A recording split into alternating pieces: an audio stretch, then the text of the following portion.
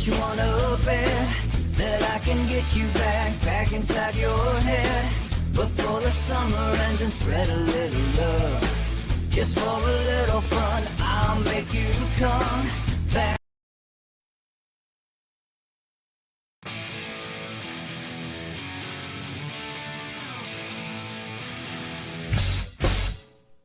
How much you wanna bet that I can get you back inside your head before the summer ends and spread a little love.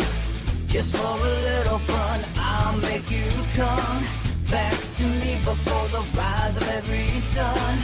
Baby, it's meant to be, I know you got a man, but he don't understand. You're gonna be a heartbreaker. You're such a love taker. So just suck me in and you can toss me like a cigarette. 'Cause I just wanna be a bad habit, yeah.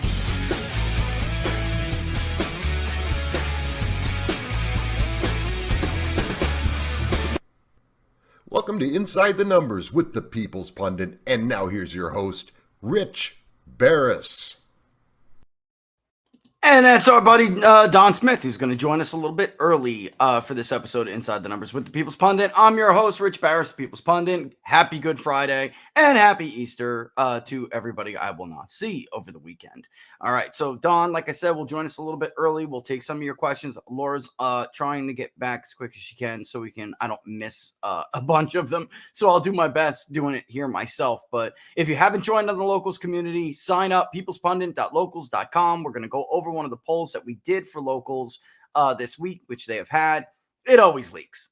But that's all right. It is what it is. At least Locals had it for quite a while before anybody else. All right. So we dipped back into Georgia. We had done Georgia, which we're going to do again for CD Media probably sometime soon, the governor's race. So in this one, I told them I would not do that and wait for them. But we'll take a look at that shortly. In the meantime, we're going to do a statewide generic ballot.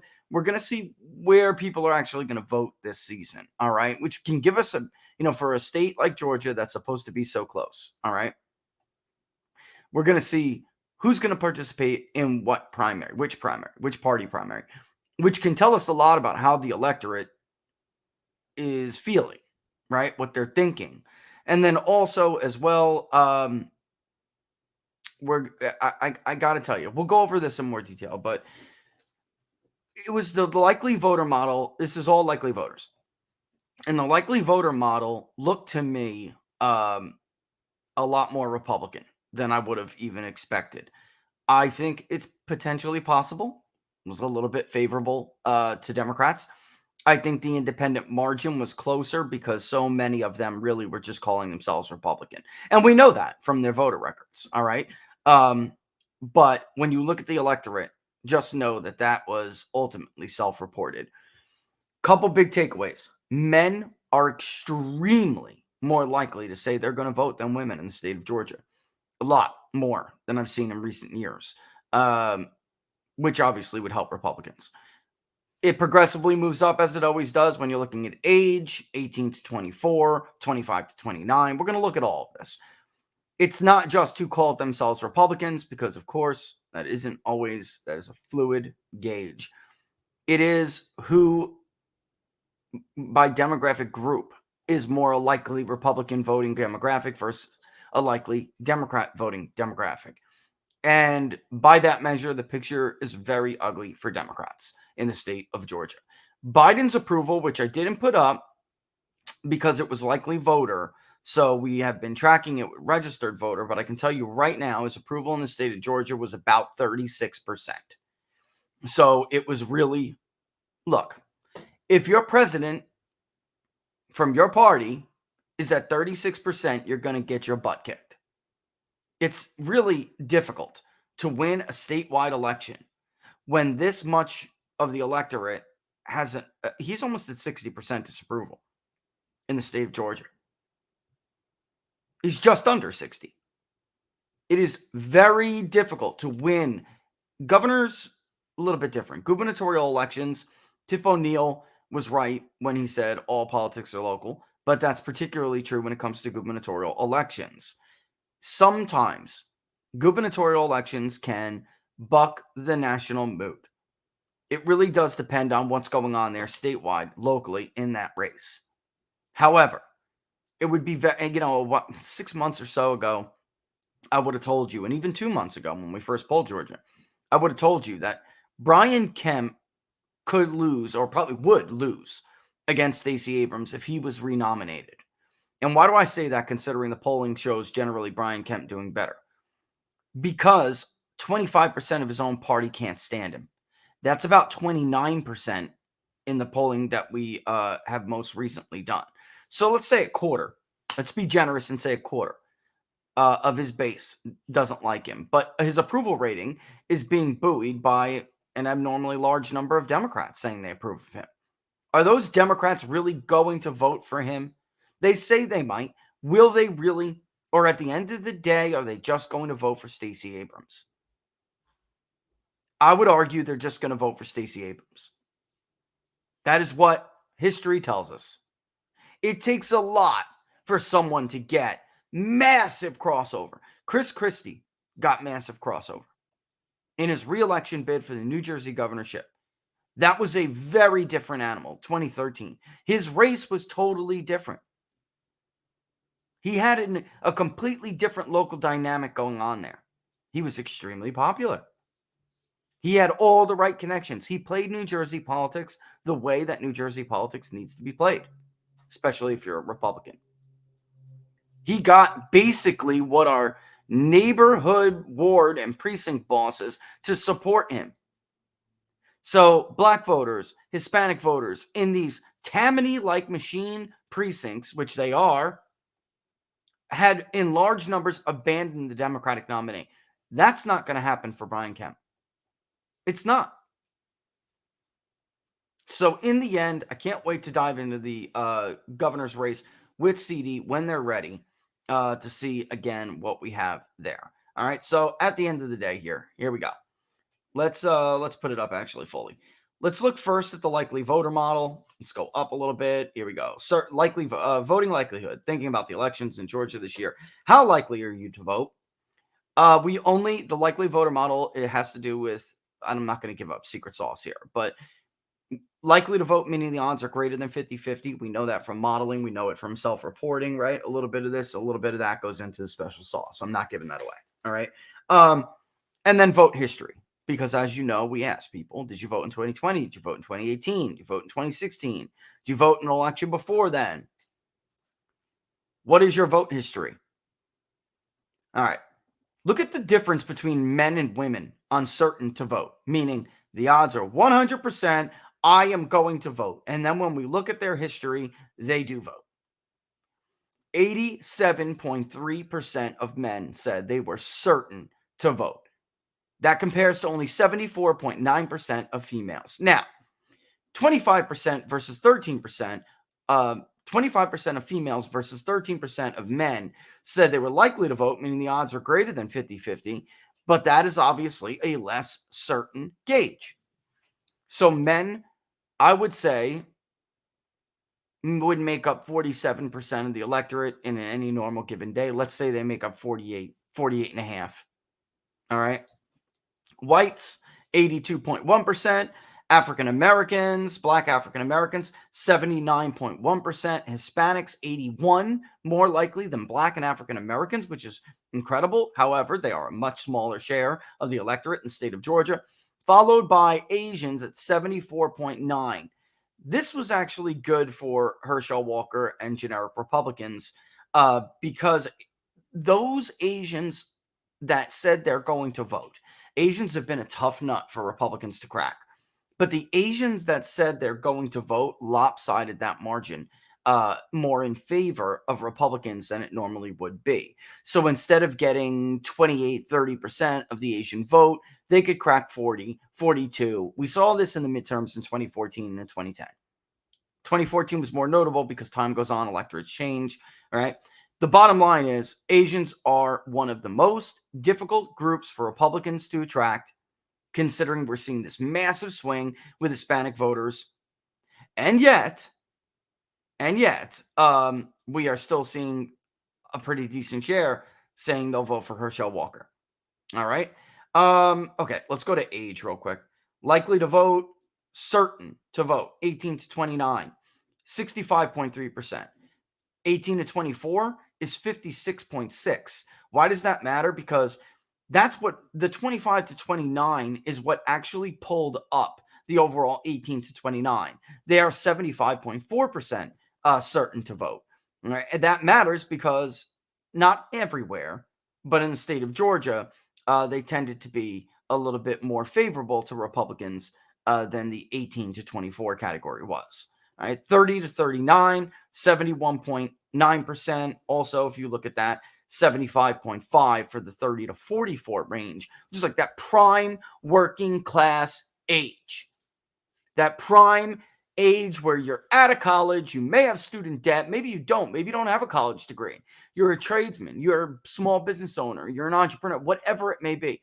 And you find yourself at this moment dealing with historic inflation that hasn't been experienced in this country since you probably, first, I mean, if you're on the higher end of 30 to 44, maybe your parents had to deal with it under Jimmy Carter until Ronald Reagan came along and fixed it. You have never lived under a cost of living crisis like this in your life. So when they look so damn close in the generic ballot, when 40% of the 30 to 39 says they're going to vote in the Republican primary and only 35% said they're sure they're going to vote in the Democratic primary, that would be why. This idea I keep hearing. Well, Joe Biden's cratering and the Democrats are cratering among younger voters. We should absolutely do something with student loan debt. Why would you assume that all of these people are looking for a handout and not a hand up? These people just want the dignity of work, and they want to be able at the end of the week to get their paycheck, look at their basic needs and say, you know what? I covered it this week. But as always, the instinct is give them a handout. Try to bribe the voter. I actually don't think that'll work. I don't. I think they're looking at more structural challenges in the economy and in their future right now. And there's really no handout you can give them, which you're probably going to ask for at the end of the year anyway when they file their taxes. It's just not, it's a different animal. Georgia's a little bit funny. We did see, some of these other states where seniors tightened and remained kind of tighter than usual, whereas younger voters picked it up from the rear and gave Republicans a bigger edge. And we'll look at Rasmussen's new congressional ballot, too, before Don comes on. But generally speaking, in the state of Georgia, what we see is a little bit more of a traditional breakdown by voting preference for age groups. The younger they are, the more likely they are to vote Democrat. The problem is Democrats are not getting the margins that they normally get because so many of those younger people are really pissed off and disaffected. Meanwhile, somebody like Herschel Walker is just killing it among the 65 plus category. 60 to 35%. He's walloping Warnock with the voting group that is the most likely to vote. 65 plus, 96.4%. 96, let's just say. 96% of 65 plus, both here and here, because sometimes we go back and look. 96% said they're certain to vote. 45 to 64, another very good group for Walker. He's carrying 54-39. 84% said they're certain to vote. And as you go down, it just gets less and less. So many people, I saw this one guy in Twitter when somebody had posted, one of the poll aggregators posted the poll.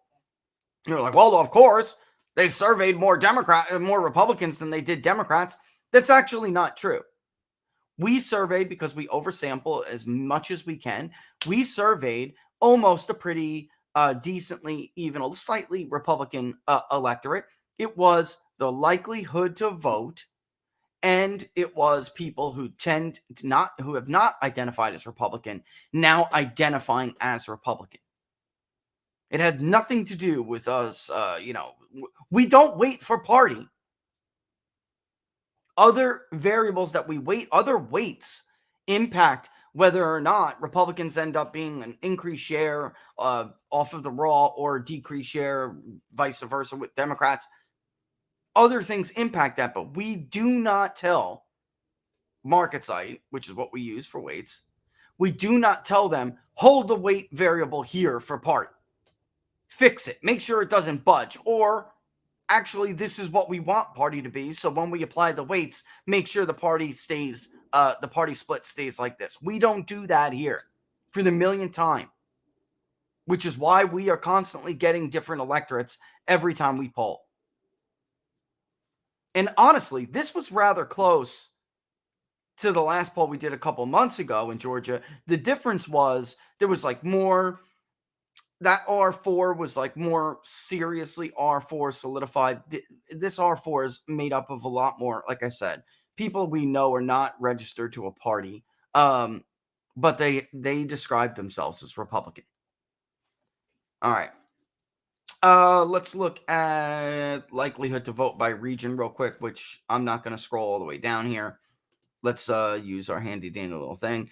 Ideology was also cool to look at. So if you got this, go through all of them, because like I said, it's really not about, yeah, Republicans are a little bit more likely. That's not really what it's about. It's about the Republican demographics, likely demographics, being more likely to vote than Democratic demographics. And that is what ultimately gave us the R+4. All right.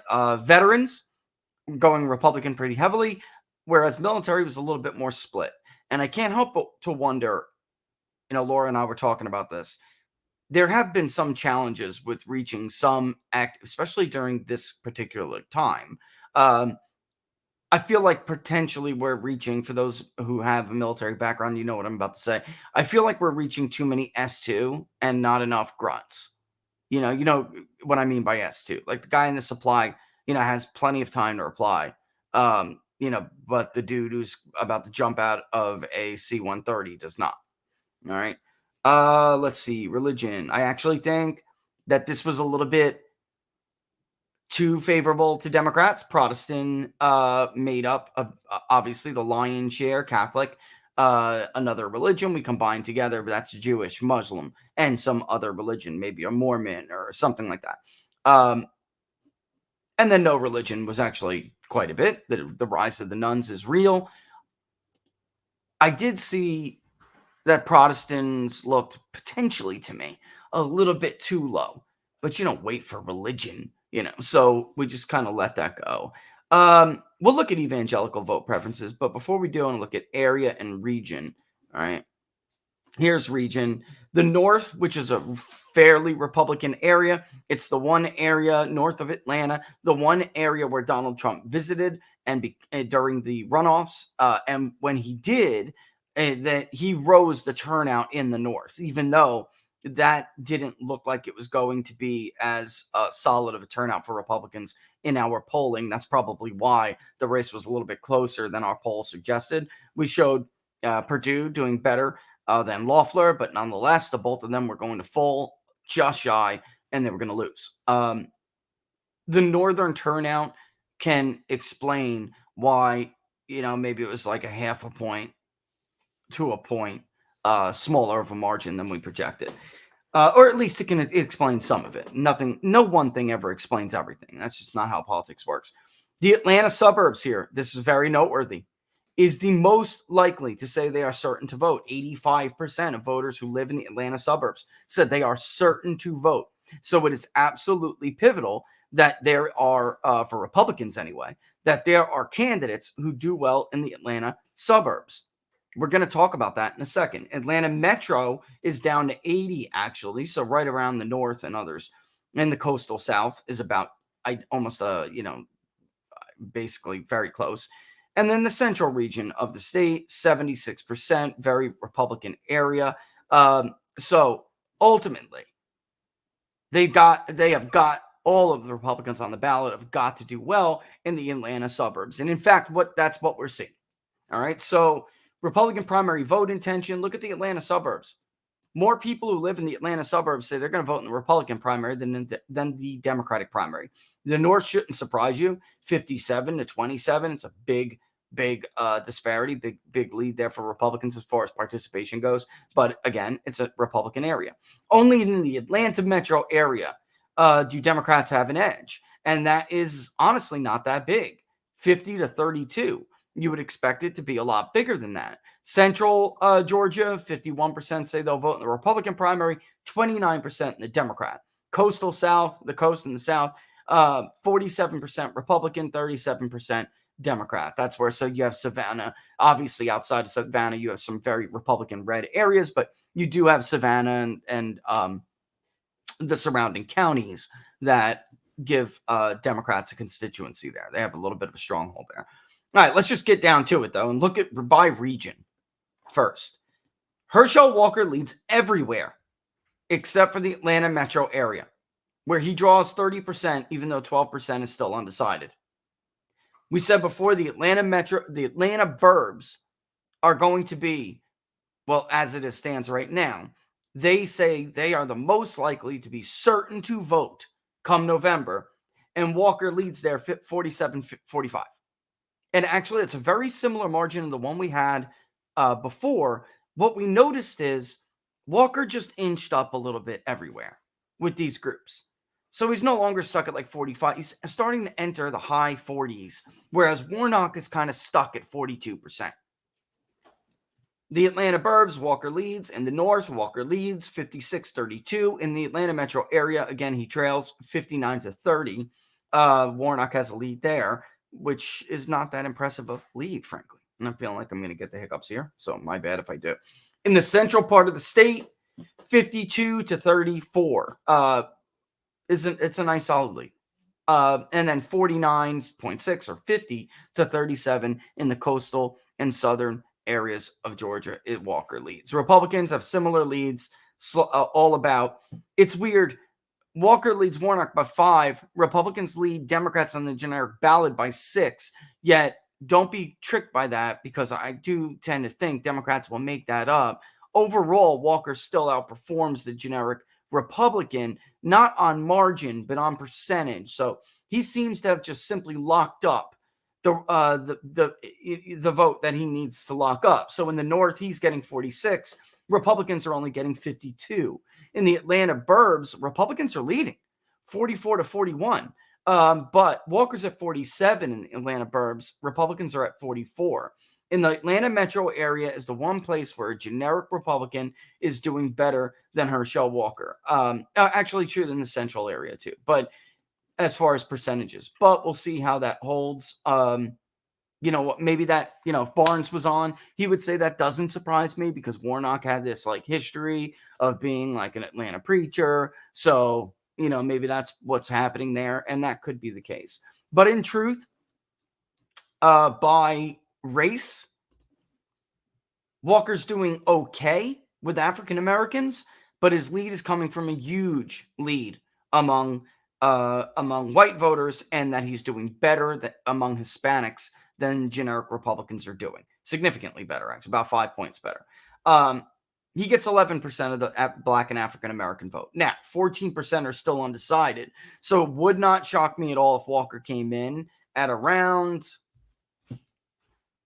12-15%. Maybe he does better. Maybe he does. But right now, that's only slightly better than it was 2 months ago. All right. Asian and other is very close, which stunned me. They're not a huge sample size, so maybe that's what's going on there.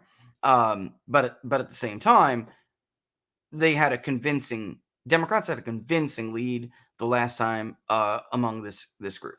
All right, so Walker leads among whites 66-24. Wow. Whites will make up at least 60% of the electorate in Georgia, if not slightly more. That is a big lead.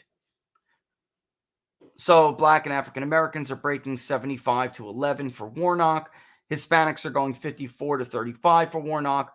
And Asians really, they're dead even. Republican candidate is doing actually slightly better with Black and African Americans than Herschel Walker is. And I know that sounds weird. It's got a sampling error. There could be that swing in both or either direction. It doesn't, it's still close, that it's not really something we can jump out at, out of our seats and say, whoa, look at the big difference. But it is noteworthy to me. I mean, I feel like, again, Barnes would probably be right that Warnock has this history with the Atlanta Black community. He is a preacher there. He's got roots there. That may be what's going on. We'll see. In the end, it may not be the case. But whites are not voting for the generic Republican, as much as they're going or plan to vote for Herschel Walker. If you want to win the state of Georgia, winning 2/3 of the white vote is probably the way to go. Oh, thank you very much, but I can't have that right now. Thank you.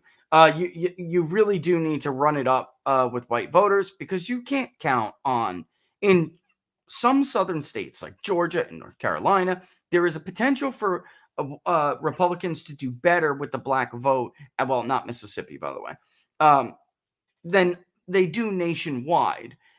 Why? Because there are more conservative black constituencies in some of these southern states, and there are some areas where it's just more affluent areas. So they tend to break away from the machine Democratic loyalty, right? But in Georgia, I would not bank on that.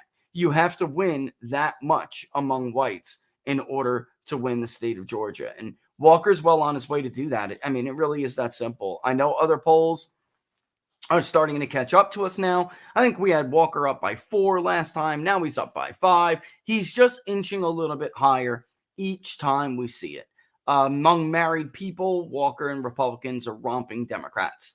Among widows, there's just so much good stuff to go. Even divorcees are voting for Walker, which is not normal.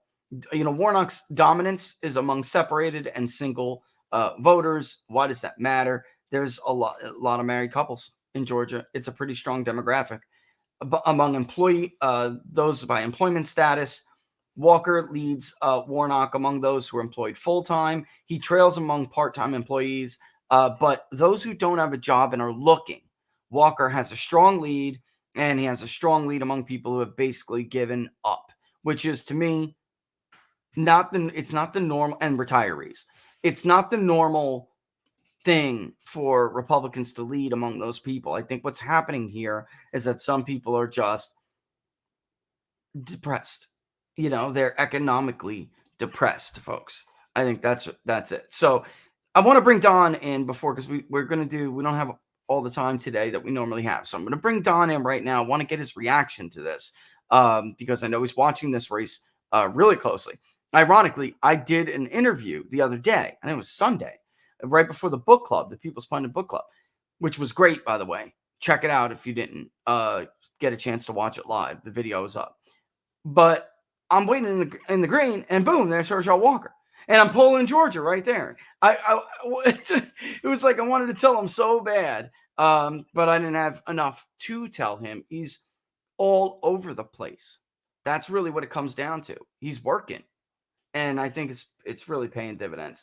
Don, my friend, thanks for joining us. Happy Good Friday. All right, Happy Good Friday. And of course, Happy Easter. To me, it's all about the resurrection.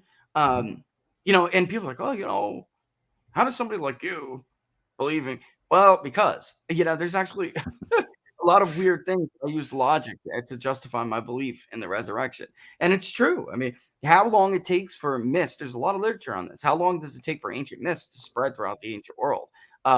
There's a lot of research on this. The resurrection of Christ was way, way out of the norm. So it spread much faster than traditional stories spread in antiquity. And how could that be? I don't know. Maybe if you saw a dead man rise from the grave, you tend to spread it far and wide. It's just, things like that. How does a brother come to believe his other brother, who he almost didn't respect for a while, is the son of God? How does he come to believe? I don't know. Maybe if you see your brother rise from the dead, things like that, but we can get more into, the theocracy soon here.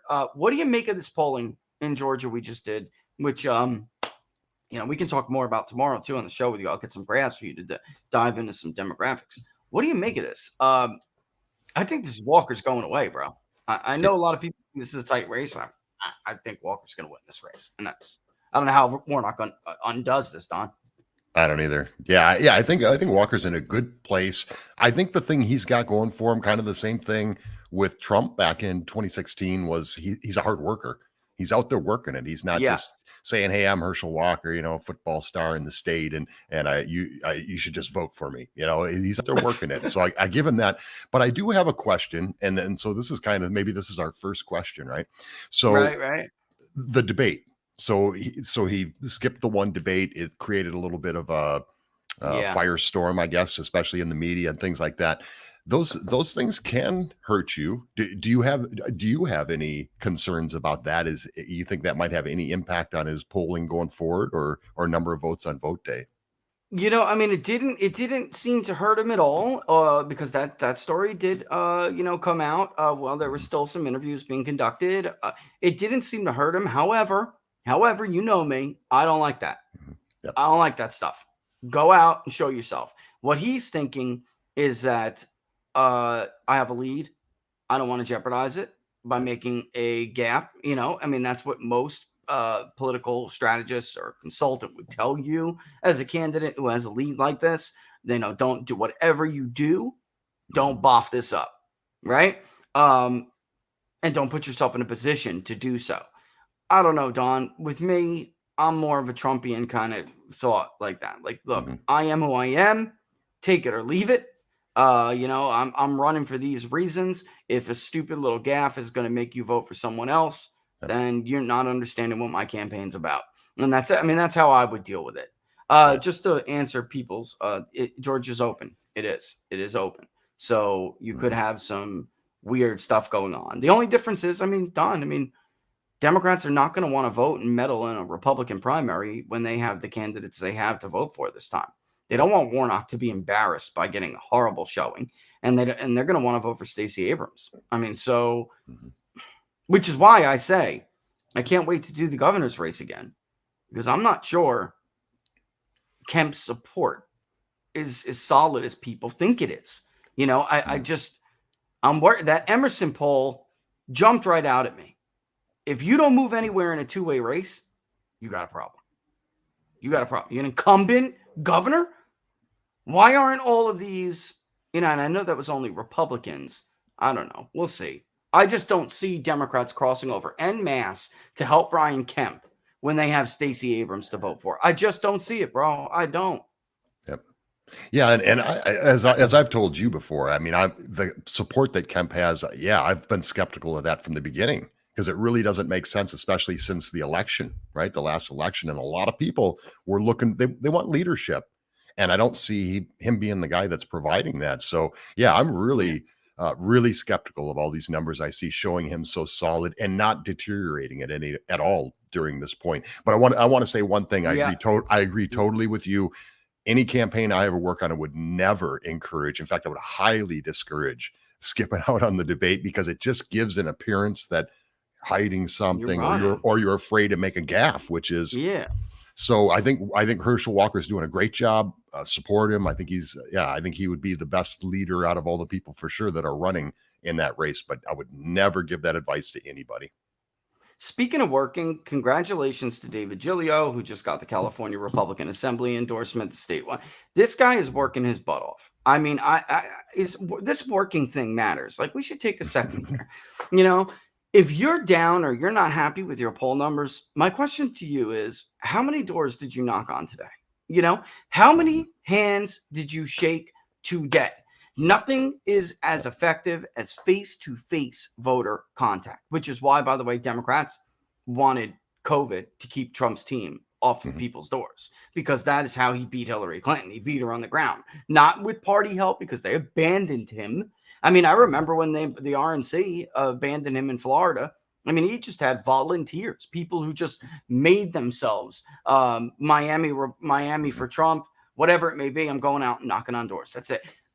Even in Blue Alachua, my county, they were all over the place, all over the place. You got not If you were an independent or Republican voter or a Democrat, they profiled as somebody who could potentially. You saw ads on your online, like they Mhm. targeted you. You got knocked on. You got called. Hey, this so and so, and they were not like official campaign people.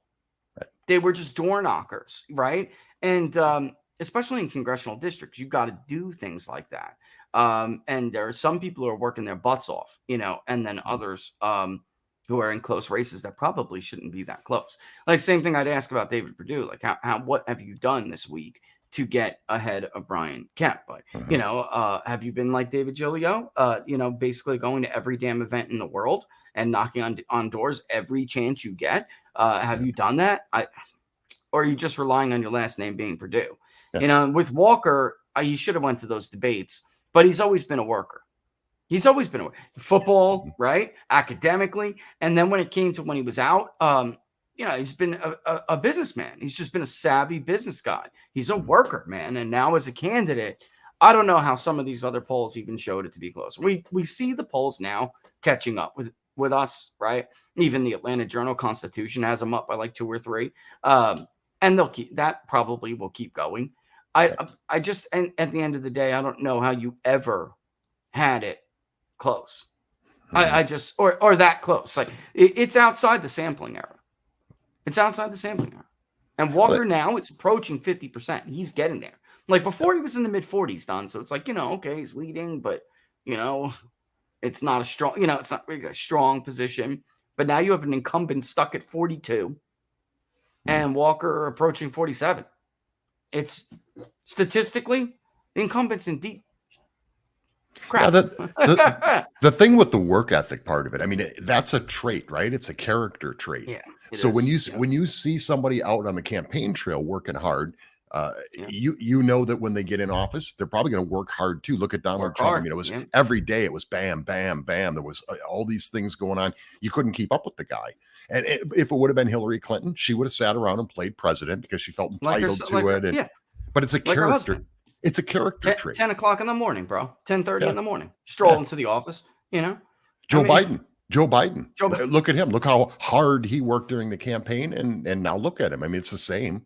The amount of the level of work that goes into the job is the same as it was when he was campaigning, and we should probably be thankful about that because everything he does do, well, we know what that turns to. So yeah, but the point is it's a character trait, right? You're either a hard worker or you're not. Donald Trump didn't get to where he was in life before politics without hard work. He was a hard worker. So it's just a character trait. And I think it tells you a great deal about the candidate, but it tells you a great deal about their willingness. Like you said, the face-to-face contact, the going out and the meeting people, the shaking hands, the finding out what's really going on in their lives. And it's an empathy thing. But yeah, at the end of the day, it's a character trait. You either are a hard worker or you are not.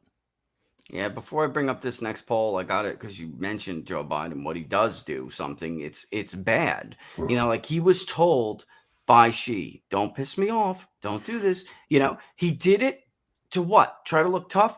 Now look, just now, an hour before we started the show, they're going to take Taiwan. They're going to do it by the end of Joe Biden's presidency. They're going to take Taiwan. Yep, guaranteed. And you said the key part there. By the end of Biden's term, right? Because they know he's going to lose. They know that's the window because they don't know who they're going to get after that. It could be a DeSantis, it could be a Trump, it could be somebody that she never said that to Donald Trump. I guarantee. No way. In fact, Trump probably said it to him. Yeah, that's the difference. That's the vast difference we're seeing now in this administration from the previous one. Yeah, I gotta bring this one up too. A little bit like ours. We once had Republicans leading by double digits. That lead pulled back. It's basically hovering around like 6 to 8, which is still a dominant lead. All right. I saw the Alan Abramovitz or whatever thing somebody had sent to me showing basically that Republicans would have to win by like huge margins to get 30 seats. That is so ridiculous. Yet still somehow his model shows that if Democrats win by 8, they'll still lose 2 seats. I mean, it's Don, it's so ludicrous. These people, they're so ludicrous. They just make this crap up. Democrats won by 8 when the districts were less favorable to them, and they still did such a good job. Right now, they have a slim margin because they lost 15 seats in 2020, and we're supposed to think that if they win by the same amount, they wouldn't gain more than 2. They wouldn't gain some of those seats back. They would still lose too. I mean, some of this modeling is just total garbage. But here we go. It's narrative-based modeling. It's narrative modeling. It's narrative. It's what it is. It's Yeah. narrative modeling. Republicans have to win by a huge amount, so don't panic. But they could still Democrats will still likely lose seats even if they have I mean, it's just they're setting an expectation. They're not trying to model out the electorate. And by the way, how could you run that model anyway until you know every single district is solidified? How could you even run that model? You don't know what Florida looks like yet. Right. I mean, right? Right. The shape files in the national database just got uploaded for some of these other states. So how did he put that model together? Yep. So full of crap. Yep. Anyway, let's look at this poll here. So here's the Rasmussen poll. All right. They have Republicans, like I said, it's still a dominant lead, Don. I mean, 47-39. Roughly, I think it's exactly what we had, wasn't it, guys? It was like exactly what we had. Black vote approaching 20%. Republicans actually slightly winning the other vote. Whites 55-34. Seniors 55-36, 40-64, 52-35. And then 18-39, which I know a lot of people do that, and 18-34. I do exit polling shares, Still, though, 34-45 favoring Democrats. Look at the Democrats are losing they're saying they are losing 15% of their base to the Republicans. Republicans are only losing 8, and Republicans have a 12-point lead with non-party affiliate or other. That's a blowout. That's a freaking blowout. That's a blowout. Wait, now what do you make of this? What I make of this is again, everything that they're doing right now is narrative based. They're trying to frame this narrative, but this is the problem they have, Rich, is what do you frame it around? I mean, we talked about everything that Biden touches. I mean, this is the guy's shaking hands with a ghost yesterday, for crying out loud. Then he wanders around lost, turning around and around. And I finally caught that. You brought up that clip last week on my show, and I finally saw that clip. I hadn't even seen that one because there's so much. They don't even ask him. Horrible. They don't even ask him. Everybody cheers. They go, "Yeah, he's gonna what?" and he's not kidding. He's gonna fight for that. Fight for what? Fight for nobody's concerned when he does that. I don't understand how nobody says anything, Don. Nobody feels that they're in any danger with this. Right. You know what they're doing? You know what they're doing now? Have you seen all the stories? The Dianne Feinstein stories. Dianne Feinstein. Yes. Now it's okay to call Feinstein mentally disabled, right? She's like miles better than Biden is right now. This is a distraction. It's a deflection. I saw a comment earlier on your Rumble stream here, and somebody said they're going to make this about climate change. Yes, that's exactly what they're going to do, because what else are you going to do? I mean, they stand up there every day and they say, well, they don't have any plans. You're the ones screwing it up. We don't have the power to do these kind of things. It's your plans that are screwing this thing up. So yeah, they're going to switch this thing to climate change. We got to save the planet. We already got the war of convenience going underway for them. Yep. There's going to be some really bad things that are going to happen between now and then, just because, to your point, how do they turn this around? They can't. They don't have anything to use as a tool to turn it around. Don, the Fed waited too long to act. The CPI that came out, the inflation report that came out this week, by the way, jobless claims were higher than they were expected to be yesterday. It still was, they say historically low, but we showed everybody they're low because there's nobody left to file them. They're gone. They're gone from the labor force. It's such a joke. And by the way, when Donald Trump was at 90,000 jobless claims, 100, and it would rise to 103, they would never say it rose unexpectedly, but still historically low. They would never do that. They would never do it. Rose unexpectedly. By the way, did you see the yield? The yield, it inverted. They tried to push a recession for a year, and they refused to acknowledge what is going on here. There's nothing the Fed at this point can do. They will have to act and be draconian about it. It will just hurt the little guy more. They were doing this to help Biden win the presidency, then help Biden in the first year of his presidency. They are partisan as hell. And they at this point now, and I think it was Peter Navarro said it on War Room when I was waiting the other day. They're a one-trick pony. Mm-hmm. And even that trick is not really even a good trick unless you do it at the right time. This is about policy. And there's no way that Democrats have enough votes to pass the policies that are necessary to fix this problem. That's really we're in a no-win situation here, Don, because they're not going to do it. Mm-mm. Nope. They're going to double down. I mean, that's all they ever do. They don't know anything else. They're never going to accept responsibility. He's out there yesterday. Now he's throwing percentages around. 70% of this is the Biden price hike. And say, really? Who? Okay. And did anybody ask him, well, Mr. President, who's responsible for the 30% then? Right. No, they're not going to ask him that. And it would be Trump. It would be. But here's something that everybody's got to understand. When you hear the term, and it's a lot of people use this term, and it's true, that elections have consequences. It's not just the result of the elections. It's the things like you were just talking about that they do leading up to the elections to ensure they get the result that they want. Those have consequences.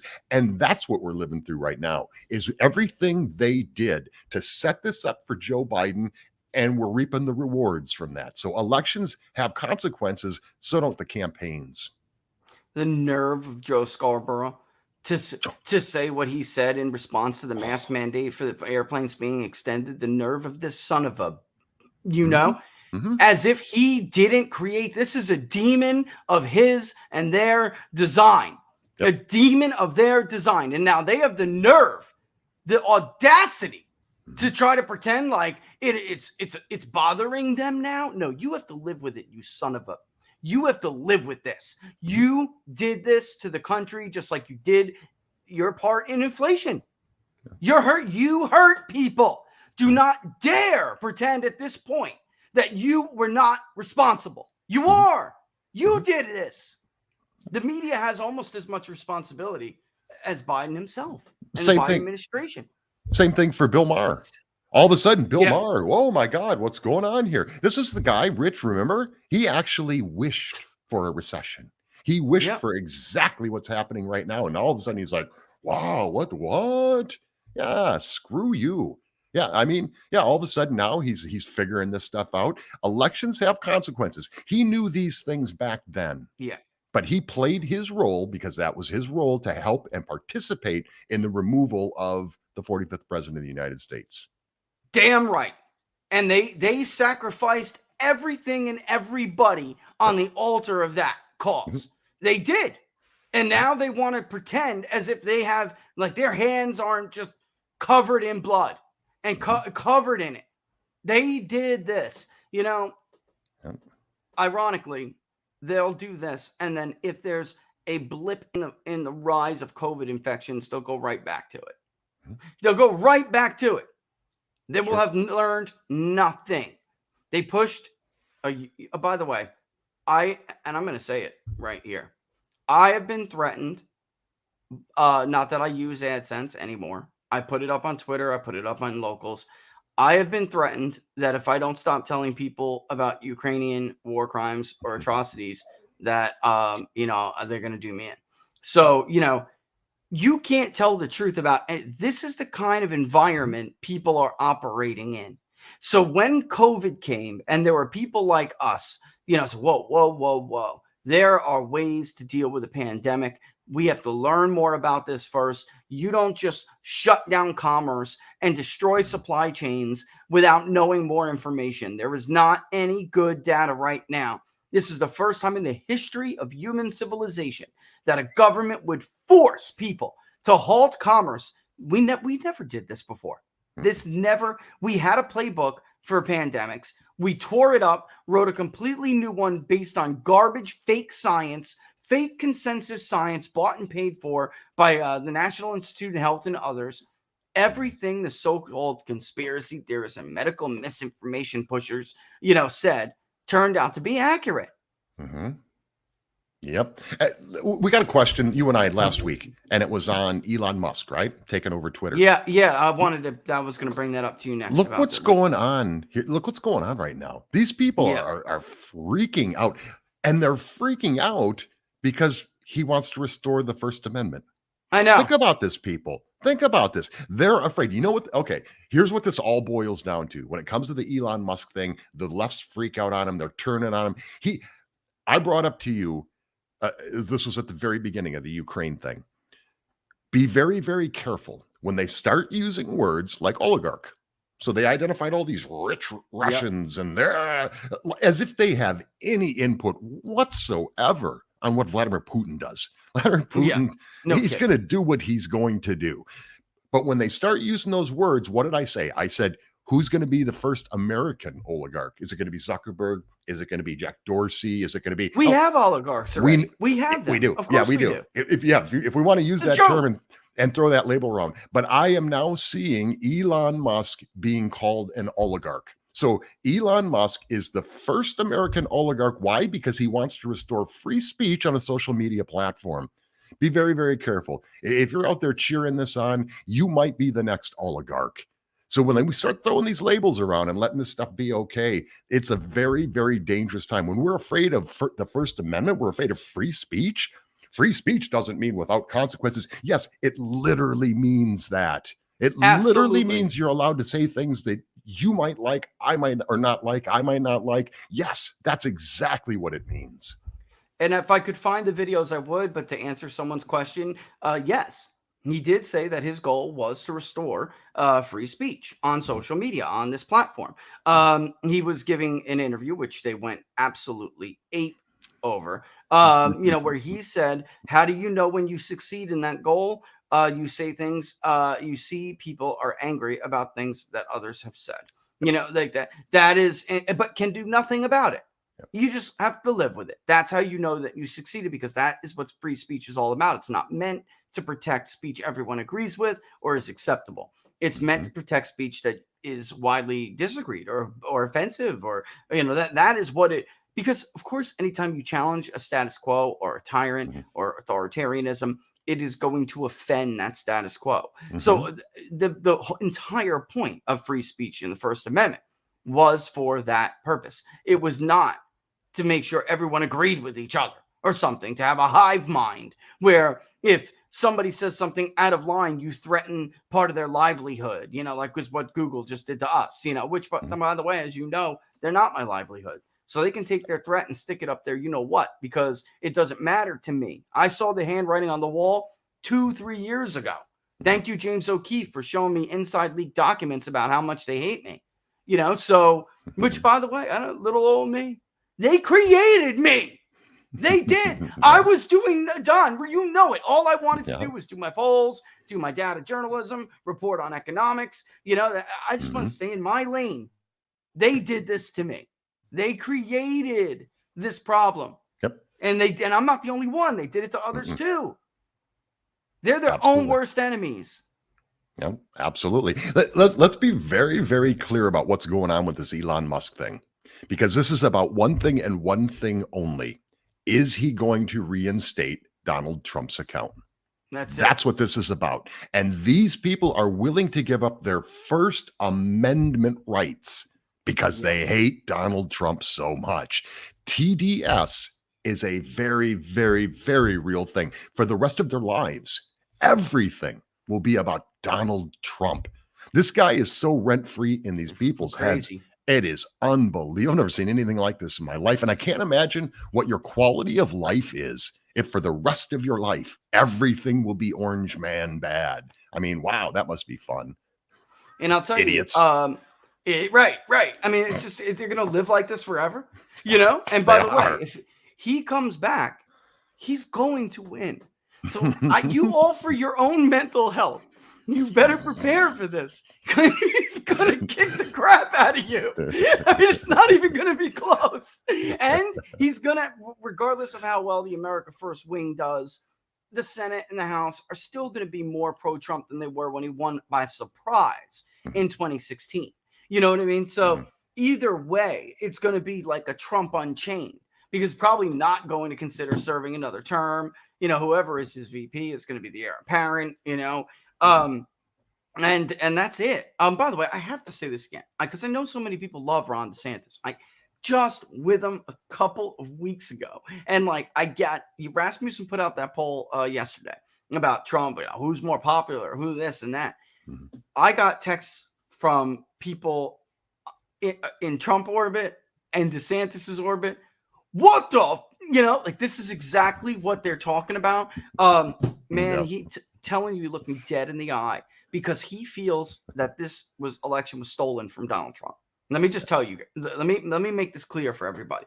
So if Trump does run again, it's not even so much the loyalty to Donald Trump. It's the fact that he believes this election was stolen from Trump. So if Trump wants to come and take it back, it's his to take back. That's what he feels, guys. So I understand there are a lot of loyal DeSantis people out there, but I'm not doing it. Neither one of them want me to do it. They just think it's troublemaking. So I'm telling you, looking dead in the eye, and he was like, if he runs, I will not run. And he told everybody, Larry Arnn, the president of Hillsdale, everybody sitting there with half his damn cabinet, by the way, was at that event. I mean, I'm serious, the lieutenant governor was 2 feet away. Everybody heard it. So he will not run if Donald Trump runs. End of story. So I'm not going to do something just to get some clicks and piss everybody off. I'm not doing that. I mean, look, I get along with everybody at Rasmussen. Great people, but I'm telling you, you better, I haven't seen a blow up like that. It's like I saw yesterday in a long time. Everybody was like, talk to your boy, and I'm like, oh my God. I remember, Rich, back in 2016. So I had Ted Cruz on, right? So it was really kind of at that point of the primary. It was down between Ted Cruz and Donald Trump. And so I had Ted Cruz on, and oh my God, the hate. Oh no, I can't believe you're having. And then it was like 2 weeks later, and I got the Donald Trump interview. And oh my God, I got the equal level of hate from the other side going, I can't believe you're having this guy on. So, you can't win. What are you going to do? You can't win, Don. You can't. And I think I did finally hear Laura get here. The show's almost over. We'll go a little bit more though for some questions, but she was stuck in an accident. She didn't get into an accident. There was an accident on the road that held her up. Yes, it's her. I see her. Hi, Welcome Laura. back, beautiful. Don says hello. So does the audience, of course. They've been waiting for you. They're like, is it a Q&A today? Because I don't see Laura. It is. I'm doing my best. I'm just reading them as they go, Don, and trying to see if we can steer the conversation into their direction, Well, let me add one thing, because this is really important as we go into this, and it goes to what you were just talking about Ron DeSantis, which, okay, that's another great thing. These are all character things, and that's a character thing right there, exactly what he told you and what he told everybody, because he knows, Donald Trump knows, we all know, but I want to reiterate this one more time. Between now and then, they are going to put so much effort and emphasis into creating this division between these two men. A division that doesn't exist. But they've already tried it a couple times. They've done a few trial balloons on it. But I'm telling you right now, after these midterms are over, that's all you're going to hear about. They're going to try to pit these guys against each other. Don't fall for it. Because they know a Trump DeSantis ticket is not only a sure winner, but it means they're going to be stuck with DeSantis for at least one term and potentially two if the Hispanic trend continues. So if DeSantis is Trump's VP and he gets on that ticket and becomes he's introduced as Trump's guy to the Midwest voter, and he works his way into that white working class Midwest vote that Republicans other than Trump can't seem to get. All right. Plus he has that love from South Florida, because I think he did badly in South Florida, not horribly, but just not great in South Florida in 2018. But it was a bad year for Republicans, number one. And number two, as you know, because I was like telling you quietly, I was being very hush about it. A lot of those newly naturalized Hispanics in South Florida weren't eligible yet to vote. Trump was their first chance ever to vote. We're 75,000 Venezuelans in one damn county. I mean, there was all of these new people that just hadn't gotten a chance to pull the lever yet. So this time, I think he's going to do what Trump just fell short of doing, which is carry Miami-Dade. I think he's going to do it this time. And for people like, well, he only got 31% of the vote in Miami-Dade. Trump got 33 in 16, and he nearly carried it. So in a good Republican year, with the wind shifting among Hispanics, by the way, MSNBC had a heart attack over it. All right. They were like, Trump cracked 40, and the exit polls were wrong. And people who keep saying Trump didn't improve with Hispanics is just not true. The Pew validated voter study, it's the gold standard, they said. And it is in the past. It has been. This is what Hispanics said they voted for. And Donald Trump did as well as George W. Bush. And that's it. And it's gonna get worse if this trend continues. Yeah, it is. But guess what? After all of this time denying that this was happening, because remember how much they laughed at me when I said that Miami-Dade is close? Do you remember? A fake poll, you fakester, you're banned on the corny scorecard, he doesn't know what he's talking about, right? All those usual insults, and it turned out I was right. They've come all the way from there now to a point of acceptance, but these experts, they actually have their own explanation for what's going on. There's nothing wrong with the Democratic Party, and there's nothing wrong with Joe Biden. Narrative-driven polling. Narrative-driven polling. They're just as stupid as non-college whites, as it turns out. So now they're going to insult the largest block of voters, the largest growing or the fastest growing voter block in the country. They're going to insult them like they insult white women every time they don't vote their way. Yep. I think that's a great idea. Every day, another percentage of leftists realize they're not in the club. Oh, I thought I was in the club. And they're realizing they're not, and they're screwed just like everybody else. And truth be told, Don, a lot of that vote that was going to Democrats never was registered Democratic vote. It was Hispanics that are independents.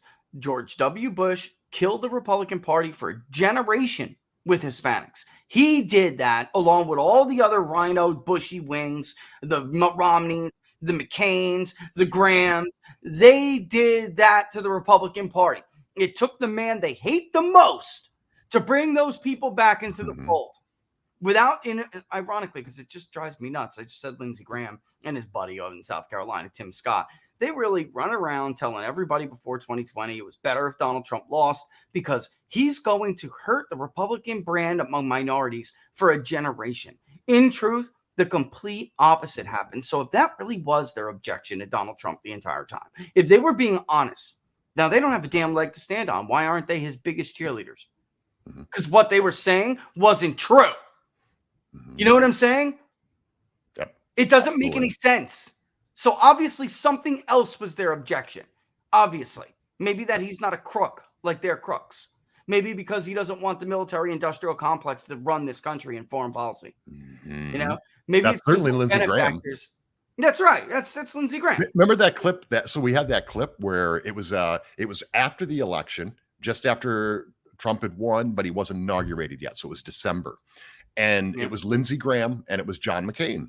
And they were talking to the Ukraine troops. They were like, and we're going to go back to Washington and we're going to sit down and we're going to, and they did. They went back to Washington. They did their warmonger dance. And Donald Trump said, get out of here. That's when it was all over, that relationship. So Lindsey Graham kept him close, keep my enemies closer kind of thing. That's right. And he played the role and he did his little tap dance stuff. But I think that was the end of it right there with all the warmongers who wanted to go to war. They wanted a war somewhere. I don't care where it is. We just need a war, damn it. And he probably threw him out of his office, basically, get the hell out of here, because he wasn't into that. And that is really what happened. That's really what was going on there. And Paul Ryan, I remember Paul Ryan, right before, it was before Trump had won. And he's like, we just have idea. They had a meeting and they came out and they're like, well, you're still going to support him? You're going to support him now? Because Paul Ryan refused at that time to support him. And he was like, we just have ideological differences. Bull crap. He governed as the most conservative president in our lifetime. That's number one. Number two, you didn't have ideological differences, Mr. Ryan. You took tons of money from people who wanted TPP passed. These people spent literally billions around the world making sure that trade deal would go through. And Donald Trump just came in after he won and with the stroke of his pen, wiped it away. Gone. All that money, gone. Look, we did a whole report on it, Don. Remember on People's Pundit Daily? Whole report on Paul Ryan's benefactors and how much they spent on getting that the law of the land. So, Paul Ryan pretending it's an ideological difference. It wasn't an ideological difference. It was about money and pay for play and corruption and typical Washington corruption. But I would say actually, Rich, that is the ideological difference. was Paul Ryan? It was about the money. It was about the influence. It was about the staying in power. With Donald Trump, it wasn't. It was about getting things done. He had the money. He had the power. He had all those things. He didn't need those things. So in that sense, it kind of was an ideological difference, right? No, you know what? You're right. That's true. I mean, that is true. And here it is right here. Here it is right here. Bam. Trump threatens Speaker Ryan's pro-TPP donor list in K Street.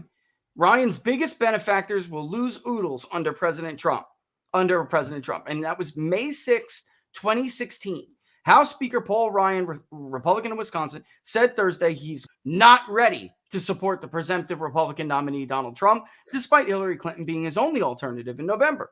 While the media and Mr. Ryan's allies have tried to portray this as an ideological conflict, research conducted by PPD may shed some light on why the Republican Speaker of the House isn't yet on board the Trump train.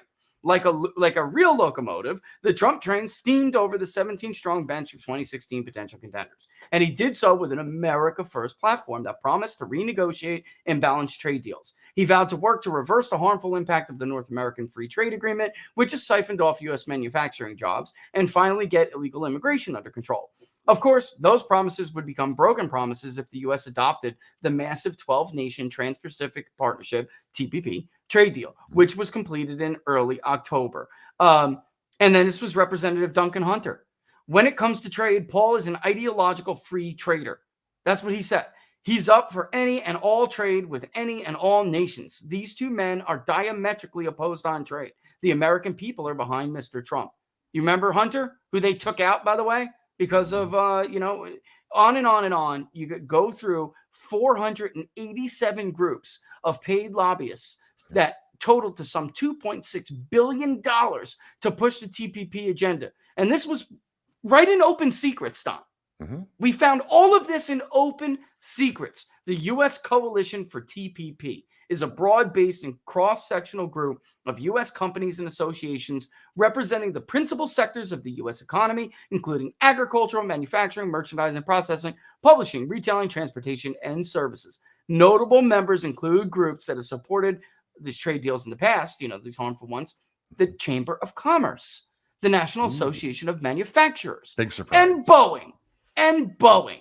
You guys, I'm going to put this in there. By the way, another one who pumped Mr. Ryan's pockets, Pfizer is on that list. All right. Sure. So I'm putting it in the comment section for everybody to read. Oh, I got a question about Ted Cruz for you. I'm putting it in the comment section for everyone to read. Click on it, view it later if you have to. This will tell you everything you need to know. This was about money. It had nothing to, and like Don said, that's the ideological difference there. That this guy is not Donald Trump. He's not a public servant. He is a K Street servant. Hey, here's one for you, Don. Why is Ted Cruz helping Rhino Langford get reelected? Seems the GOP is helping rhinos instead of America First candidates. Yeah, you know this, and I think a lot of people know this too, that there's so many backdoor things that happen. I mean, we talked last week about yes, exactly. We talked last week about the Ken Paxton thing, right? When it came to Louis Gohmert and all that stuff. And I see this as another one of these situations, but I don't have all the details on it. So, I don't want to put anything out there like that, but there's always a lot of shady stuff, and it's the thing. These are the things that people want when you and I talk about conviction, right? Have a conviction, stick with that conviction, and don't let it change because this group is going to give you this and this group's going to give you that. That's everything that the American people hate about politics on both sides of the aisle, right? They don't like that. So why is he helping them? Man, I really don't know. I wish I had the answer to that. I don't know. I think it's a shocker, and I think there's been a few things from Ted Cruz recently here that have been kind of shocking and what's going on here. But there's always more to the story. We never get the full story. I mean, even the Gomert stuff, and I know the things that went on back Yeah. door on that, but you never have the whole story because you really don't know. You never sat down and talked to him and said, "Hey, okay, what else is going on here?" Nor are they going to tell you, right? I mean, Yeah. that's the bad part of politics. Yeah, no kidding. And I got to ask you too about this Oz endorsement with Dr. Donald Trump, and then There's we'll go another one. into Ohio. We'll wrap it up with Ohio. But here's the thing though, Don. I do shake my head a little bit, but at the time, at this time, it's like Sean Parnell is gone. He was the man. He was the America First candidate. That's who Donald Trump wanted. Okay. They took him out with family court. The weaponization of family court deeply, deeply, deeply, deeply concerns me because family court is filled with a bunch of lies and crazy exaggerated allegations. So the fact that they did that really made me, that's another level. You know what I mean? But he's gone now. And McCormick is a McConnell hack. He is a Wall Street, BlackRock hack. All right. So what else does that leave you with? McConnell basically dared Donald Trump to pick a fight with him in Pennsylvania. So Trump picked one. And Dr. Oz has said some things in the past that both you and I were very concerned about. All right. I mean, we've talked about this privately before. Some of the stuff, at this point, Doug is not viable. All right. It's just not. I mean, you have to get realistic. So there is only one person besides myself that I trust in Pennsylvania, and that's Jim Lee. And Jim Lee at Susquehanna and myself, we've done work. The voters of Pennsylvania want to vote for the Republican candidate for Senate. They want to. Even Franklin and Marshall, by the way, which is a crappy poll, shows Donald Trump as a rock star there, and and that Dr. Oz is the best one to win. I feel like I know a lot of people, Don, that claim to be America First from the jump and then really were disappointing, right? And I know a lot of people who were not America First at all and said, look at Donald Trump. Like, so when you look at Dr. Oz's past statements, you have to say, well, look at what Donald Trump used to say about abortion. I mean, look at what he said about healthcare. Look about what he did in COVID. I mean, but he's still at the end of the day, for the most part, did something that no politician does, which is listen to the voter. I mean, I think it may be a mistake to just assume Dr. Oz is going to be some rhino. I mean, I don't know. He could have learned. He could have learned his lesson. It happens. People grow. Yeah, I mean, all you can do is hope at this point. But if you're Trump, who are you really going to endorse? Trump really got to understand. You do, but maybe a lot of viewers don't. He cares about his record, his endorsement record, and like Doug would not have been viable, Well, and I think you kind of hit it on the head too with the connection to McConnell. That's a deep thing because McConnell continues to jab at the president and and which is not smart, but whoever said he was brilliant. But anyway, when it comes to Dr. Oz, we have a history of some things you and I were talking about, like the red flag laws would be, obviously one of them, but Second Amendment is a real thing that I go, ooh, man. But we really don't know. That separates the men from the boys. It does. Yeah. It always does. It's a critical issue, but we really don't know who is he today. It was almost like he just flipped on a switch and I'm a politician, but we don't know how he would act. I think one good thing when you're an America First candidate that gets the Donald Trump endorsement, one thing I know about their team, and I'm talking about President Trump's team, they're serious about vetting. So they met with him 3 times, Don. Yeah. He went down there, just so people know, because Don and I know, the president sat with him 3 times. Yep. He liked him personally, but had concerns the first time. Yeah. The second time, he was trying to be reassured, didn't sell it. The third time, Oz may have done something. He must have said something. You know what I mean? Because Trump was like, he didn't pull the trigger the first 2 times. He didn't. Right. There was some things. And the reason Mastriano isn't viable is because he's stuck between a celebrity rock and a hard black rock. He's stuck between a celebrity and a black rock. Okay, and a hard place. I'm trying to make a play on words here. You got somebody who can easily fund, and then you have somebody who's a celebrity. And it's like he just didn't have the money. He's not picking it up. He just didn't take. He didn't get. There's just what is it? The it, Don. The it. I mean, maybe he could have in another cycle. but he just didn't here. And Pennsylvania's an expensive state to run. Yep. He just didn't get it. Neither Jim nor I found any movement for him whatsoever. So, and he's a great guy too. I had a chance to interview him. Maybe you guys saw that. I had a chance to interview him at CPAC. He's a great guy, great family guy. Sometimes it doesn't matter. He's the full package. But back to the vetting thing. Yeah, like you said, he did it 3 different times. And if you get vetted by Donald Trump, he doesn't call you in and ask you what your favorite ice cream is, boxers or briefs. I mean, he's gonna show that video of Oz talking about red flag laws. He's gonna say, explain that to me. Make that make sense. Is that still where you're at? Make sense to me. Yeah. That's it. Yep. Yeah, that's Donald Trump. Make that make sense to me. What the hell was that? That's what he does, Closing out the point I was making, that's the good thing is if you're going to be that America First Trump supported candidate endorsed, you're going to have been vetted, and you may have had to change some of your views and to get in line with an America First agenda and policy as the president wants it to be. Or I don't think you get that endorsement. I don't think anybody gets that endorsement without doing that. So I have faith in that process, I guess, is the best way to put it.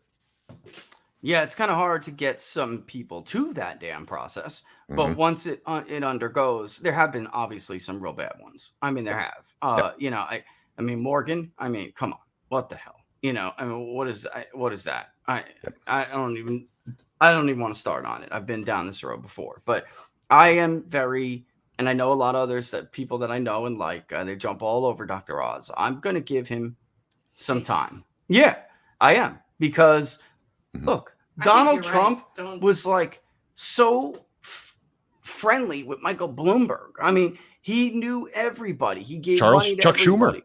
Chuck Schumer. Yeah. I mean, this is something, that really, he was now, and not everyone's Donald Trump, but he proved that you can turn around. And as far as JD Vance goes, somebody brought up the poll. I'm trying to keep up with everybody, but the new poll shows Mandel still clinging to a slight lead, even though I have seen other polling that shows Vance has taken the lead. I don't know. I haven't polled it myself. When it comes to Ohio, I have no problem saying this. I'm the best. There's no. All right. So the pollster that just released a poll the other day had Trump up by like 4 in Ohio. All right. So we were the only ones that told you Ohio was not competitive. I know the Trump voter in Ohio better than anybody. And there's a reason, because I blew it the first time and I didn't believe them. I didn't believe all the, Don, in 2016, I think we were Trump +5, something like that. Yeah. And the reason why is because we waited down for those Southeastern Democrats in Appalachia who told us they were Trump voters now. And they were going to vote for, this guy no matter what, come hell or high water. And I didn't, believe that was that big of a, I didn't think that would be that big of a swing. And then B, I didn't think that they would vote in such outsized percentages of the electorate. So that's how you can make a mistake, like a Trump +5 versus Trump +8 or 10, and this time I believe them. You got to learn. You got to learn from your mistakes. And this time, instead of doubting that, Don, I believe them. And it's Ohio and Iowa are not close. These are not competitive states, and I'm not wasting money on them anymore. I think it was August or September. I was like, this is not going to change. This is because Ohio was different too. It was like I told Hillsdale, they weren't like other states, Don. They were like, I'm voting for Trump, fool, and that's it. I don't give a damn what you think. They were totally different. There was no social bias there at all. Like what the hell's wrong with you? That's the attitude they had. So, yeah, I mean, I think that in the end of the day, I have been hearing whispers both for Blake Masters and JD Vance that they're both getting that endorsement. I think Vance is in a much better position than Masters to win. And I don't want to get into that, though. I'm not going to. I think they both can win. I'm just saying I think that Vance has an easier path at this point. And I think a Trump endorsement would put the hammer down on Josh Mandel. And that would be it. Yeah. That would be it. Because, and people say, well, what about the comments JD Vance made? He had personal objections to Donald Trump. He never had policy objections, so it's like, you're allowed to, you're allowed to have different views about somebody. Well, I mean, and you bringing that up, let me just kind of add this, because this kind of goes along with the question about Ted Cruz and some of the other things. There are Oh no, I'm sorry, I issues. muted you. They're all what? Say it again. I There accidentally are muted. there are going to be people that have personal issues that are unresolved from 2016, and Ted Cruz would be one of them. Everybody remember it got pretty ugly there between Ted Cruz and Donald Trump. They were the last two fighting it out. Oh, I yeah. told you about the reactions I got by having both of them on and getting yelled at from both sides. And so there's a lot of unresolved issues. Marco Rubio would be another one of these. These are two examples that I give who are still have presidential aspirations. I have no doubt in my mind that Ted Cruz is going to throw his hat in, even with Donald Trump. So it's a lesser extreme version of what Liz Cheney is doing to really try to separate herself from Donald Trump. And so that's just my opinion on it. But there are people out there that have unresolved issues with Donald Trump. They may have towed the line for the 4 years, but they have aspirations of their own. And so I think you're going to see some of that too, where people get on board with people that are un-America first, right? So it doesn't make sense, but it really does make sense, I think, if you look at it through that lens. Yeah, that's a really good point. That's a really good point. The other question here, is it feasible to poll approval for Youngkin in Virginia and Murphy in New Jersey? Both won relatively narrowly in November, and their governorships couldn't be more different, particularly with education, CRT, sex ed. Yeah, of course. You could definitely. I think New Jersey's a little bit more difficult of a state to poll. It always has been. But I think that honestly, New Jersey was ready to put a Republican governor in. Republicans blew that. I think it probably would have. Look, they have no ground up game. They have no ground operation. Those were just anti-Democrat votes that were coming in. Imagine if Jack had some support. He would have won that race. But yeah, and I have seen people poll Youngkin. His approval is extremely well right now. He's doing extremely well. The voters of Virginia like him. With independents and Republicans, he's a rock star. So you know what? It says like what Don and I always tell you guys. You better do what you say you're going to do when you get in office. He was about to make one misstep. He corrected. And on the issues across the board, he has done what he said he was going to do. And, you know, Bill Kristol can cry all he wants about it. Like, so much for a non-Trump governor. But he never ran an anti-Trump campaign. I know, right? Little baby Bill, you little baby. Right? Go, ahoy, ahoy. Right, we're sending the ambulance. Never come back. You know, why don't you take one of your cruises and never come back? Why don't you take a cruise to the Bermuda Triangle and get lost forever, bro? Because nobody gives a damn what you think anymore. All right. But amazingly, while the elites hate him, you know, he gets more and more popular. So that's what happens when you have conviction and courage and you do what you say you're going to do. It makes all the difference in the world. I mean, all the difference in the world. And I would argue Donald Trump would have been another example of that. It would have been. He had stupid staffing decisions, which we criticize him on all the time. But as a governing executive, you know, I think we all, or at least most of us here, can agree that an election was an anomaly. And speaking of which, and oligarchs, Mark Zuckerberg announced this week that he will not be bribing any election officials this year. Oh, good. I think he sees the handwriting on the wall, and I think he feels subpoenas coming his way. You know, so like if Joe Kent is in Congress and David Gillio is in Congress and all these other guys and John Gibbs is in Congress, this guy is in trouble. And so he's going to try to disappear now because he knows they're coming for him, you know? So everybody knows what you did now. Judge Gableman got you, bro. They got you. And I don't care what any media outlet says. Notice they all said election fraud didn't happen, but then now want to cover Mark Meadows and two guys who voted twice for Donald Trump in Florida. I mean, are you kidding me, Don? They don't want to cover at all the mass conspiracies, you know, that were uncovered. They don't care about that at all. That's all ridiculous. But wall-to-wall coverage for two guys and Mark Meadows, who may still have been registered to vote in North Carolina. By the way, Mark Meadows still have been eligible to vote just because he was living at the White House and his chief of staff. His home state is still North Carolina. So I'm not even sure whether or not what they're arguing is true. I don't. And North Carolina has a lot of rules about this. I mean, that has been a lot of times Republicans have beef with this about out-of-state absentees.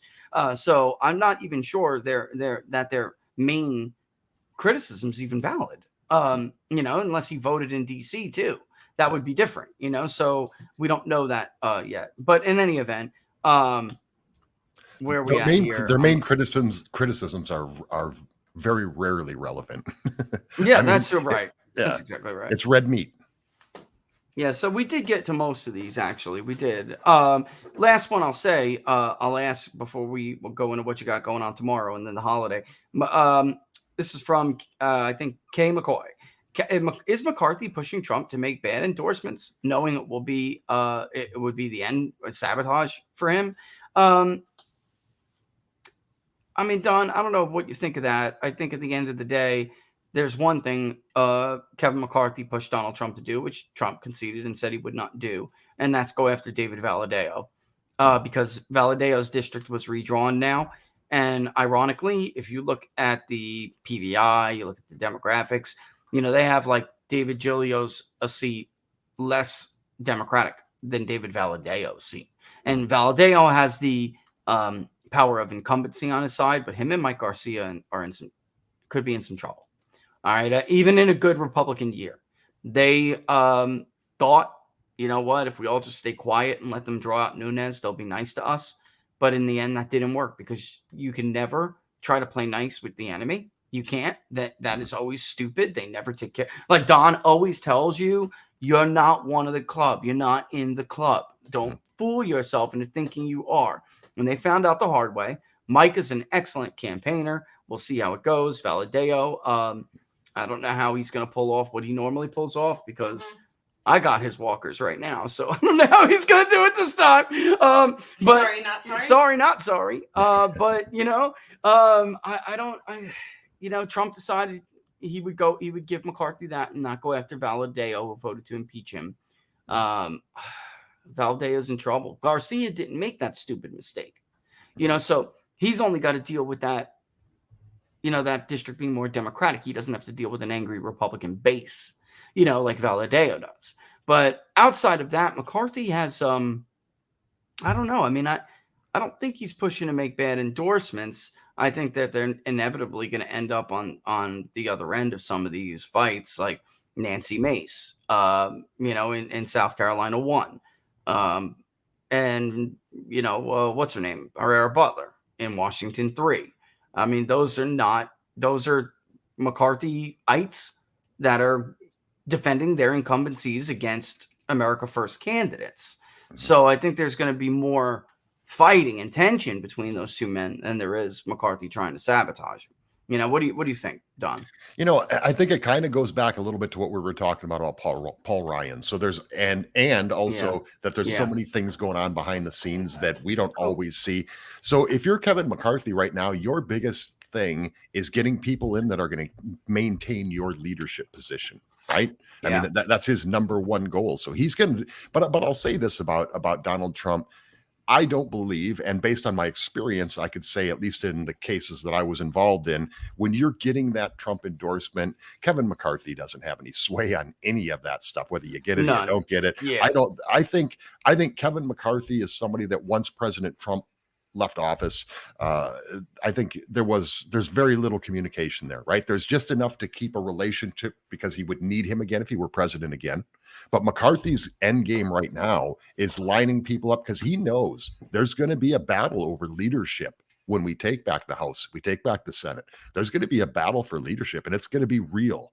And I don't think he's in a good place right now. So that's his only goal. And Donald Trump's smart enough to know that.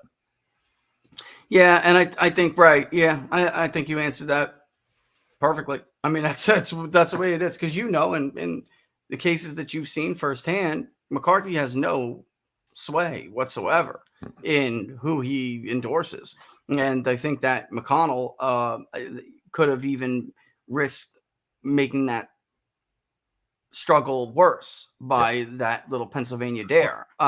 You know, McConnell he's something, dude. This is a guy with like 6% very favorable among Republicans. He has no popularity in the state of Pennsylvania whatsoever. You pick a fight with the only Republican candidate to win the Keystone State in 40 years. Are you an idiot? Mm-hmm. The guy is just, man. Yep. You know, I was about to make a comment about his wife. I'm going to step off, though. Dare. Yeah, I mean, all paid for play, CCP.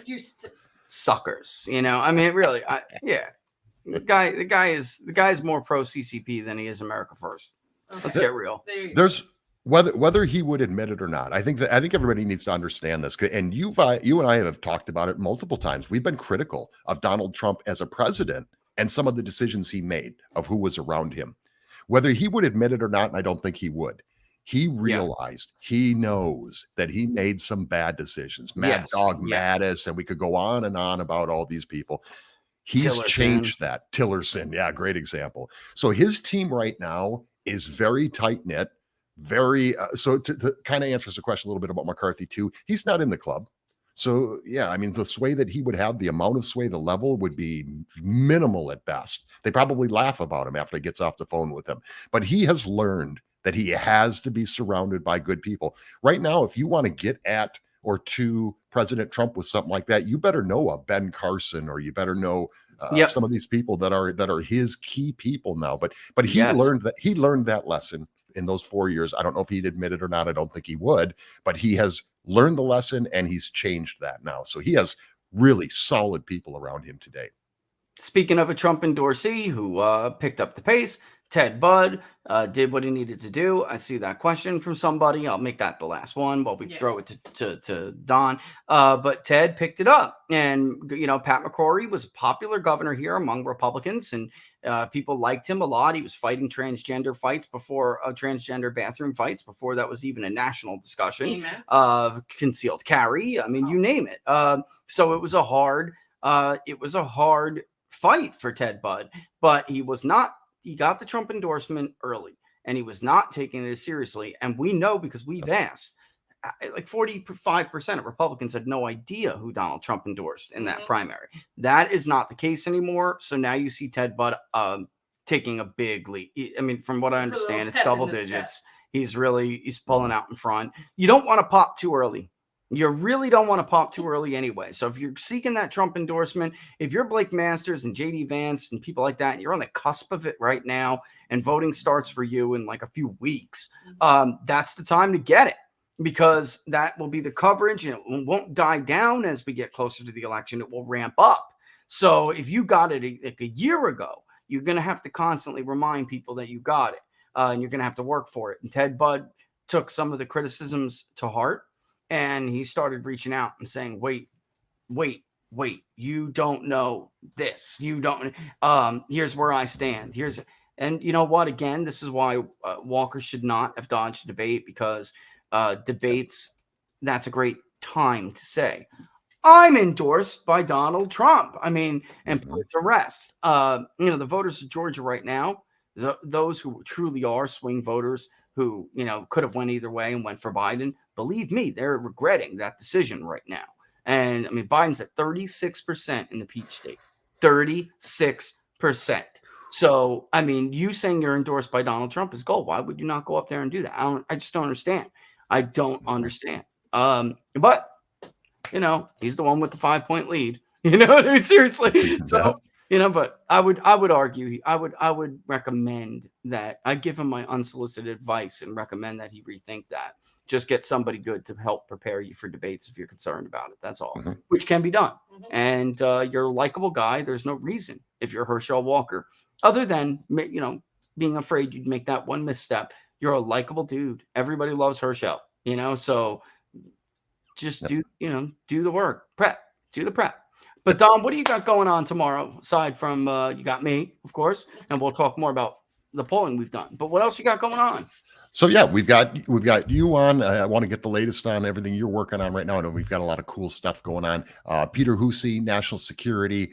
We've got Dr. Peter McCullough, and I'm really looking forward to that one. It's going to be great. He's got some things. When you told me that, stoked. He's great. He is, and so he's come out with some stuff where he's talking about the military and how they're telling these coercing our troops to not report any bad effects. Don't go to the VAERS system. Don't put, just keep it hush hush. And so he's got some pretty solid sources on that right now. And he's also talking about the long-term impact, right, of the COVID-19 that you're not supposed to talk about. This interview alone, if I were still doing the YouTube-y thing, I would never make it. You'd be Right? banned. I'd make it about 30 You're done. seconds, and I'd be shut down just with the description of the show. So anyway, that's why we're exclusively on Rumble now and locals. So anyway, we also have, so I don't want to get my hopes up either too much, but we're slated to interview Governor Yeah. Ron DeSantis. Yeah. It looks like, though, this is probably going to happen next week. He's got something tomorrow where they're trying to work it out. So that'll be a surprise if he ends up being on tomorrow. But that's kind of where we're at right now, waiting to hear. We'll know by the end of the day today. But maybe that'll be next week. But I'd love to get him on and talk about all the things that are going on here in Florida that are national headlines, right? So he would definitely be a timely interview. But Dr. Peter McCullough, that one's going to be great. Super excited about that. And yeah, it should be a great show tomorrow at noon Eastern time. So DonSmithShow.locals.com. Check us out. We always try to get the best guests on and do some great interviews on things that nobody else will talk about, right? So I can't that's wait what for we do. Dr. Peter McCullough, him, Dr. Robert Malone, all of these people that were smeared by the Fauci and company crew. They were right from the beginning, and the rest of them were all wrong. Dr. Jay Bhattacharya is another one, by the way, an economist and a medical physician. I mean, are you kidding me?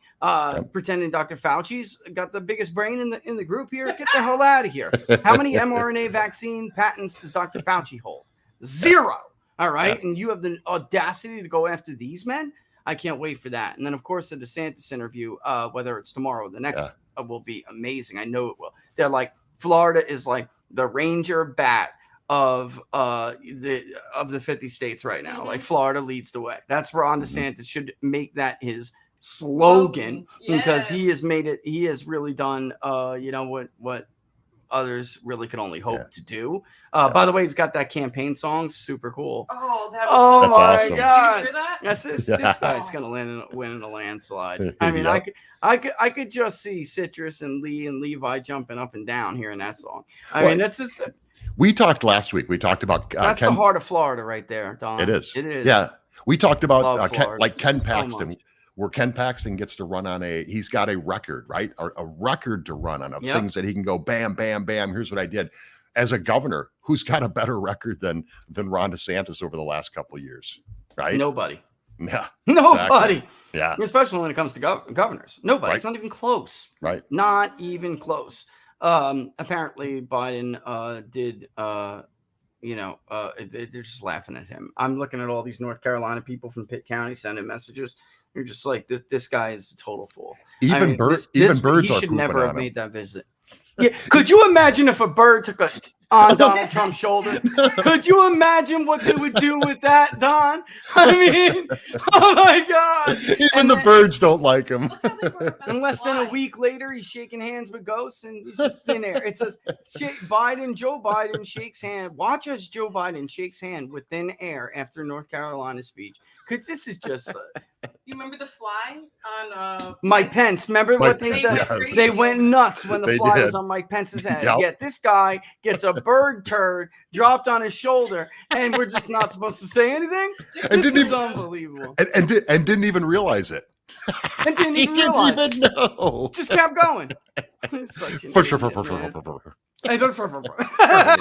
Oh my God! God that's no help joke. us. And that's no And joke. that's no joke, man. Come on, man. God help us after everything this country's been through. And the weekend of the resurrection, Lord, have mercy on us. Oh my God. Forgive us. Yes. I'll ask for forgiveness. So later. we'll see you tomorrow, my friend. Thanks as always. It was Sounds great. good. It was great. All right. Have a good one, Don. Love Okay. you, Brenda, our best. All right, you too. Bye. Bye, guys. Bye. That's Don from the Don Smith Show, ladies and gentlemen. Don't miss it tomorrow, noon Eastern Standard Time. It's going to be a good one. All right, so I'm going to kick rocks. I'm going to get out of here. I did run it a little late. We weren't going to go this long, but I was like, you know what? It is what it is. Well, I was stuck in You were traffic, stuck anyway. I and- tried to give you some, but it is Sorry, what it guys. is. But yes, everybody, if you observe, Good Friday. I hope you all have a fantastic, A blessed blessed Friday. Good Friday, and then of course a very blessed Sunday. Happy Easter to everybody. For my Greek friends out there, yours is coming. Be patient. All right, crack an egg for me. All right, And crack Don an egg said for Happy me. Easter to everyone. And Don wants everyone to know he said Happy Easter. All right. Oh, there. Yeah, there. I see him giving me the thumbs up. So Yeah, good. All right. With that in mind, I'm out, guys. Listen. Like I said, I hope you all spend a wonderful weekend with your family or whoever you're going to spend it with. Just because they're not blood doesn't Christmas. make them not family. That's right. That's right. Christmas is always everyone's like the fun time of year, but for observing Christians, it's all about the resurrection. So I hope you enjoyed as much as we do over here. And from the bottom of our hearts, as always, thank you so much for all the support that you give us. I hope Locals And your Ball time. this week from Georgia was just like a little bit of an appreciation, a little bit of a thank you, and we'll hope to be able to do more of those in the future for you Amen to guys. that. But it was something we As wanted to we do. grow, we can Yeah, do more. So It's right. It's something we forget. wanted to do to show our appreciation Yep. of the growth that we've had, which was for locals, tremendous growth. Our community isn't the biggest one, but it has the biggest engagement, the most. I think we got the smartest people we got in just a our fantastic community. I'm sorry. conversion rates Bump those other are communities. really Except for impressive. John Smith, and Eric. No, I'm talking about some of the other bigger And ones. Viva. The or most known ones. I think the largest ones is Ruben, and then Scott Adams. I think. But we had such growth in such a short amount of time. So we wanted to give you guys an appreciation for it. That's it. That's what it comes down to. And there will be more in the future. And then on All right. Monday, I think you do the gaggle with them, don't you? I just did the gaggle. It has to be 2 weeks from now. No, they did you. You did. Okay, They came on on show. ours. And I think we don't this go coming until the Monday- end of the month. Let me We'll check. let you know. Keep posted. I think she's wrong about that. I think it's the week after next week. And of course, if you're on spring break, enjoy your spring break. You're right. All right. 25th. It's the 25th is Yes. the gaggle. Yeah. Sure. I know, right? For once you okay. looked at your calendar. All right. So with that in mind, guys, again, thanks as always. We'll see you on Saturday on the Don Smith Show, noon Eastern Standard Time. Don't miss it. Keep an eye on the socials so you can get that notification. All right, guys. Happy Easter. Happy Easter. All the best. We love you guys.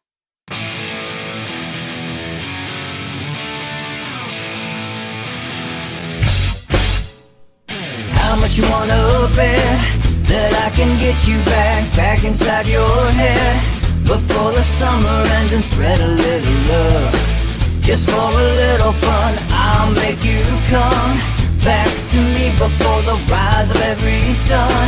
Baby, it's meant to be. I know you got a man, but he don't understand. You're gonna be a heartbreaker,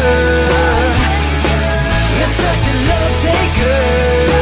So just suck me in and you can toss me like a cigarette, 'cause I just wanna be a bad habit, yeah.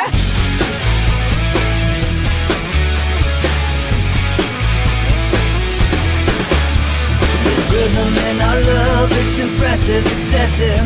You can't make this stuff up. My chest beats is restless, wakes the neighbors up above. Yeah, baby, come and show me love. Baby, come and show me love, because you're gonna be a heartbreaker. You're such a love taker. So just suck me in and you can toss me like a cigarette, 'cause I just wanna be a bad habit, yeah.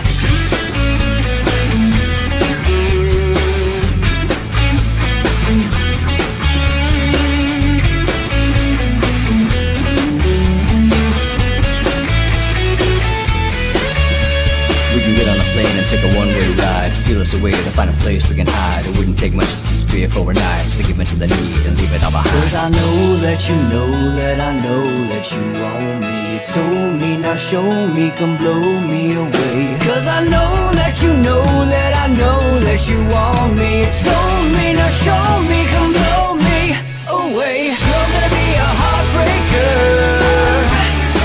You're such a love taker.